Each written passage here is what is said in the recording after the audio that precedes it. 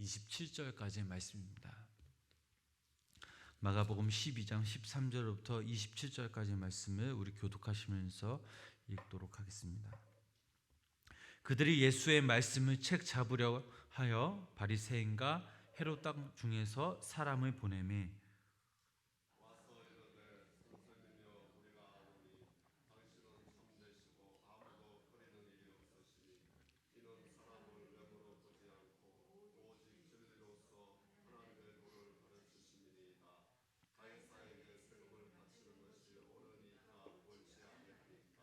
우리가 바치리까 말리까 한데 예수께서 그 외식함을 아시고 이르시되 어찌하여 나를 시험하느냐 데나리온 하나를 가져다가 내게 보이라 하시니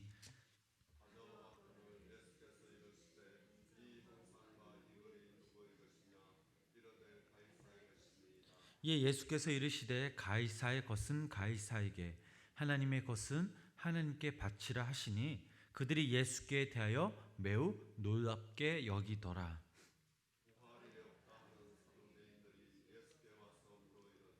선생님이여 모세가 우리에게 써주기를 어떤 사람의 형이 자식이 없이 아내를 두고 죽으면 그 동생이 그 아내를 취하여 형을 위하여 상속죄를 세우지니라 하였나이다.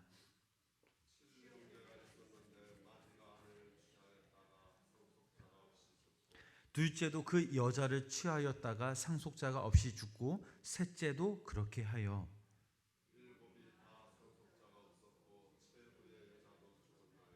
일곱 사람이 다 그를 아내로 취하였으니 부활 때 곧 그들이 살아날 때에 그 중에 누구의 아내가 되리이까?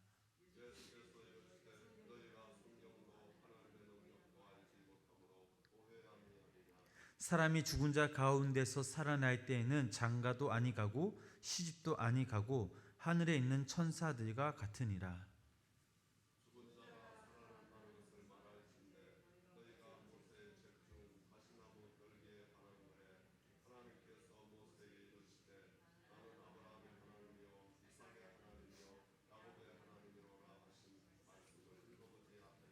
함께 읽겠습니다. 하나님은 죽은 자의 하나님이 아니요 산 자의 하나님이시라.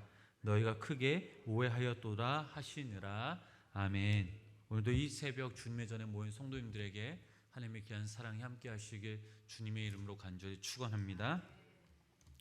우리나라에서도 늘 이슈가 되는 문제 중 하나가 바로 이 세금에 관한 문제입니다. 예수님 당시에도 그 유대인들에게 가장 민감한 그 문제 중에 하나가 바로 노마에 바치는 그런 세금의 문제였습니다. 오늘 말씀에 나오는 바리새인과 헤롯 땅은 당시 유대 나라를 지배하는 노마의 세금을 바치는 것에 대정반대의 그런 입장을 가지고 있었던 사람들입니다. 먼저 바리새인들은 구약 성경의 율법을 철저히 지킴으로써 유대 민족의 자존심을 내세우고 있는 사람들이기에 노마에 바치는 세금을 좋게 생각하지 않았습니다.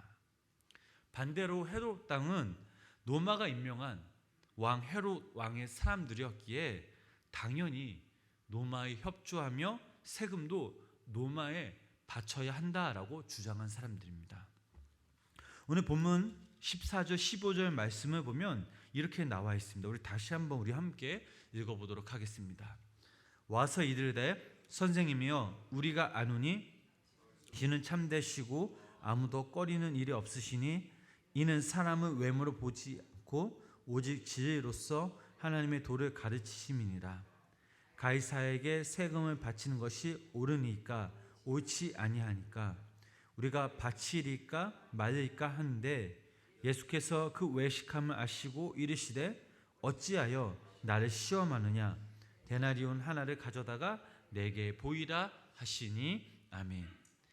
바리새인들과 헤롯 땅 사람들은 자기들의 질문이 가이사에게 세금을 바쳐야 하는지 아니면 바치지 말아야 하는가 이 두 가지의 질문을 했기에 예수님의 답변 중 역시 둘 중에 하나, 즉 바치든지 바치지 말든지라고 하실 것을 기대하고 있었습니다. 그들이 생각하기에는 예수님이 둘 중에 하나, 어떤 식으로 대답하든지 간에 자기들에게 딱 걸렸다라는 것입니다. 만약 예수님이 가이사에게 세금을 바치라고 한다면 바리새인들은 예수님을 향해 노마의 앞잡이라라고 말할 것입니다.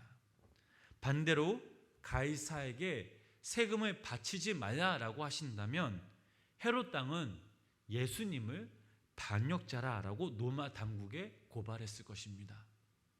그러나 예수님은 이들의 외식된 마음을 아시고 다 알고 계셨기에 예수님은 어찌하여 나를 시험하느냐, 데나리온 하나를 가져다가 내게 보이리라 라고 말씀하셨습니다. 그 사람들이 데나리온 하나를 가져오자 예수님께서는 16절에서 이렇게 말씀하십니다. 이 형상과 이 글이 누구의 것이냐? 이르되 가이사의 것이니라 라고 말씀하셨습니다. 사람들이 데나리온에 새겨진 그런 형상과 글이 가이사의 것이라는 것을 대답을 하자 예수님께서는 17절에서 바리새인들과 헤롯 당에게 가이사의 것은 가이사에게, 하나님의 것은 하나님께 바치라 라고 말씀하셨습니다. 예수님의 이런 대답은 바리새인과 헤롯 당이 예상했던 그런 답변이 아니었습니다. 그들의 질문은 가이사에게 세금을 바쳐야 하느냐, 바치지 말아야 하느냐, 둘 중에 하나를 택하는 그런 질문이었지만 예수님은 이런 교묘한 함정이 있는 질문에 대해 아주 지혜로운 답변을 하셨습니다. 예수님이 말씀하신 가이사의 것은 가이사에게, 하나님의 것은 하나님께라고 바치라라는 이 말씀은 두 가지 책임을 다 감당하라는 그런 말씀이었습니다. 예수님의 답변은 이 세상 나라 백성으로서의 의무와 하나님의 나라의 그 백성으로서의 의무를 함께 잘 감당하라는 말씀이었기에 그 어떤 편으로도 시비를 걸 수가 없었습니다. 왜냐하면 하나님의 백성들도 하나님의 나라에 속했을 뿐만 아니라 동시에 이 세상의 그 나라에 속해 있기 때문입니다. 여기 모인 우리 성도님들도 마찬가지입니다. 가이사, 즉 세상의 권력이 다스리는 나라와 또 하나님이 다스리는 그런 나라에 동시에 속한 사람들이 바로 우리들입니다. 그래서 우리들은 세상의 일도 하면서 믿음 생활도 해야 하는 두 배의 부담이 있는 것입니다. 세상 사람들은 자기가 가지고 있는 능력과 시간을 오로지 세상 일에만 쏟아부으면 그만입니다.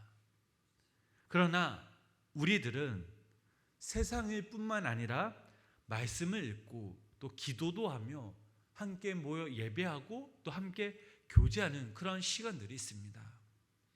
여기에 바로 이 세상을 살아가는 그리스도인으로서 어려움이 있는 것입니다.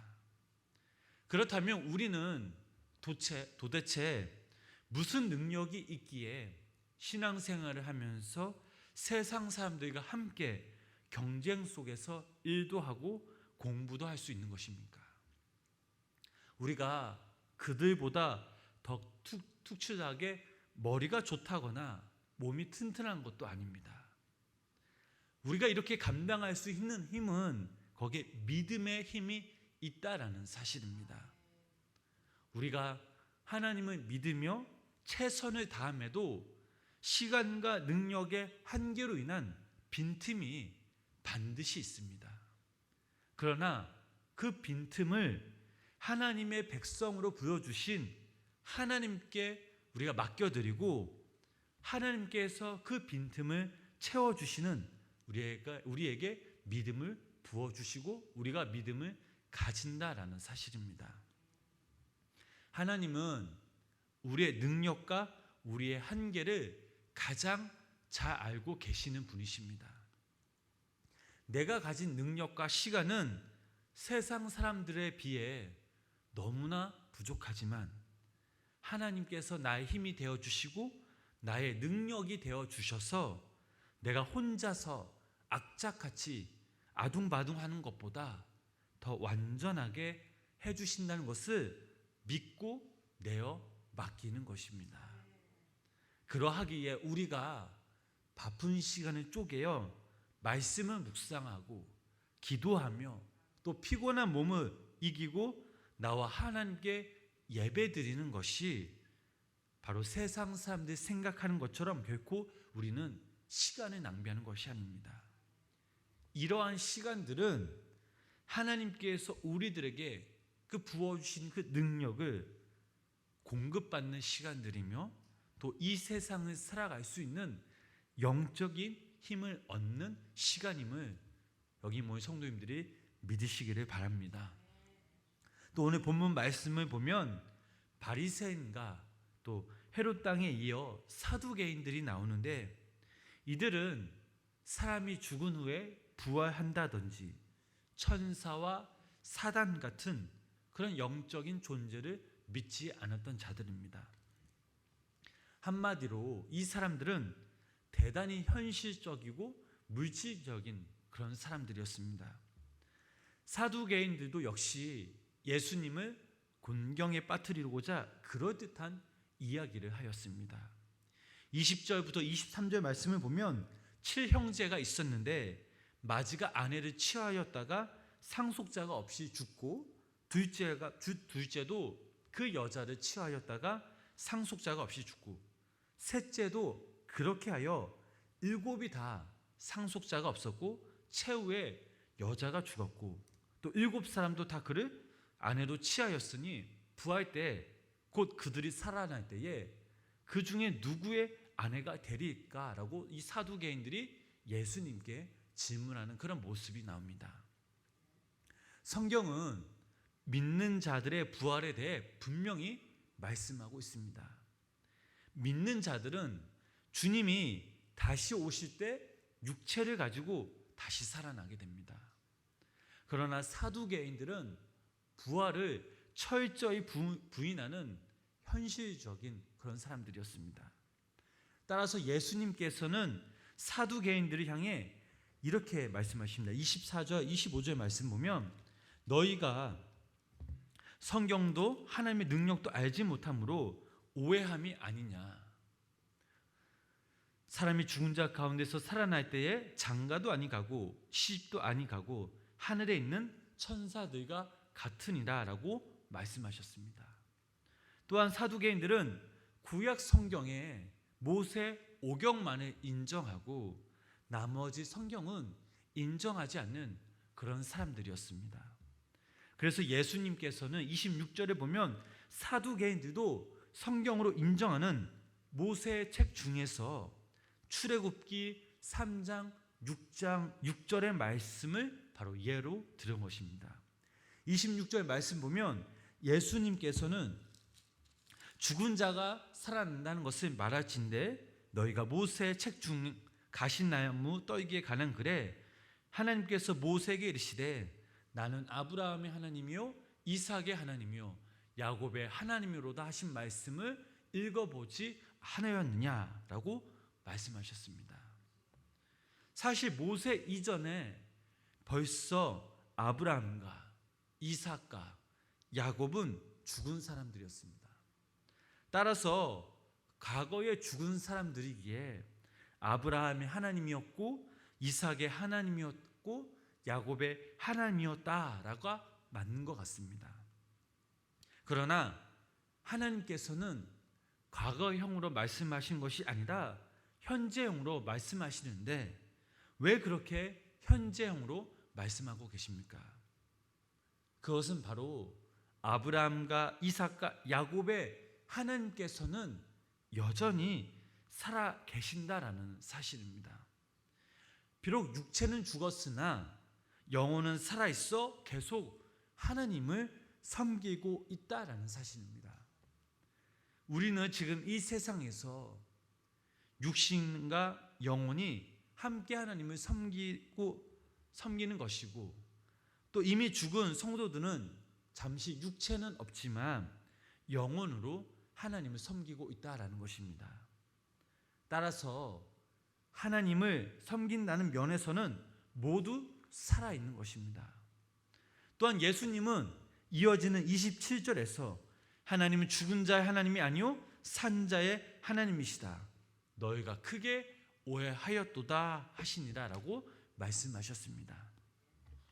예수님께서 아브라함의 하나님이요 이삭의 하나님이요 야곱의 하나님이로다 라고 말씀하신 후에 하나님은 죽은 자의 하나님이 아니요 산 자의 하나님이시더라 라고 다시 말씀하신 것은 아브라함, 이삭, 야곱의 하나님께서는 여전히 살아있다라는 것이고 마지막 그 날에 그들의 육체 역시 부활할 것이다 라고 말씀하고 계십니다. 우리가 믿는 기독교 신앙에서 부활을 빼버리면 아무것도 아닙니다. 시체와도 같습니다. 우리가 부활이 없는 기독교의 신앙을 가지고 이 세상에서 그렇게 힘들게 살아갈 이유가 구태 없습니다. 하나님을 믿지 않는 사람들이 이 세상에 그토록 집착하며 살아가는 그 이유가 무엇입니까? 죽으면 모든 것이 다 끝난다고 생각하기 때문입니다. 따라서 어떻게 하든지 죽기 전에 할 수 있는 모든 것을 누리고자 발버둥을 치는 것입니다. 그러나 죽음 이후에 부활을 믿는 사람들은 세상 사람들처럼 모든 것을 차지하려고 아둥바둥할 필요가 없습니다. 또 다른 그 삶이 우리를 기다리고 있기 때문입니다. 그래서 우리는 부활이라고 영원히 남는 것을 위해 우리의 모든 것을 던질 수 있어야 할 것입니다. 잠시 있다가 썩어 없어지는 것이 아닌 영원한 생명과 부활을 위해서 죽은 자의 하나님이 아니라 산 자의 하나님이 되시기에 우리에게 부활의 영원한 생명을 주신 하나님께서 우리 삶에 모든 미천을 걸고 던질 수 있는 우리가 되길 주님의 이름으로 간절히 소원하며 축원합니다. 기도하시겠습니다. 하나님 아버지, 우리에게는 맡겨진 세상의 일들을 잘 감당해야 할 뿐만 아니라 하나님의 자녀로서 그리스도인으로서 또 신앙인으로서 감당해야 할 일들이 있음을 고백합니다. 그러는 가운데 우리가 최선을 다한다 할지라도 우리의 부족함, 우리의 연약함으로 인한 빈틈이 있지만 그 빈틈도 하나님께 믿고 맡겨드리도록 주님 인도하여 주시옵소서. 우리가 가진 능력과 시간은 세상 사람들에 비해 너무나 부족하지만 하나님께서 우리의 힘이 되어주시고 또 우리의 능력이 되어주심을 믿는 믿음 안에서 살아가게 하여 주시옵소서. 또 죽은 자의 하나님이 아니라 산 자의 하나님이 되시는 그 아버지 하나님, 믿는 자에게 부활이라는 또 다른 삶이 기다리고 있음을 우리가 항상 기억하게 하시옵고 잠시 있다가 썩어지는 것이 아닌 영원한 생명과 부활을 위하여 우리의 모든 것을 걸고 던질 수 있도록 오늘 하루도 성령께서 인도하여 주시옵소서. 예수님의 이름으로 간절히 기도드렸습니다. 아멘.